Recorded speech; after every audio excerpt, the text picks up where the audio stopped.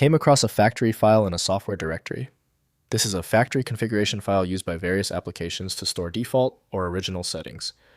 I'm Evan Brooks, Certified Support Engineer, and I'll explain how to handle these configuration files.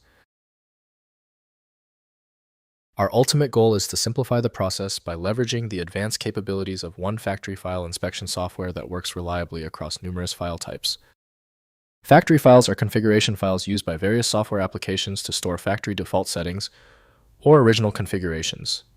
They serve as baseline references for settings, allowing applications to reset to known working configurations or restore original parameters when user customizations cause issues, requiring rollback to default state.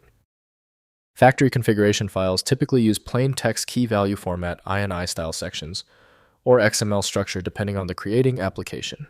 The format stores parameter names with default values, application-specific settings, and metadata about configuration version.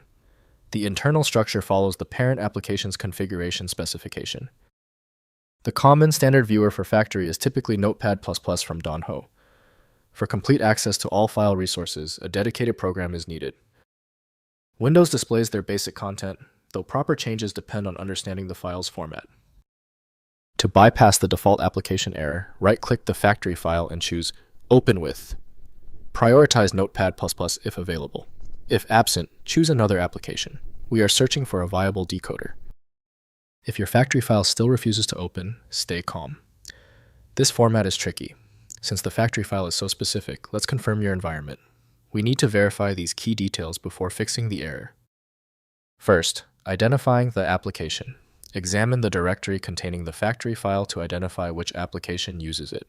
Configuration files typically reside in application install directories or user profile folders.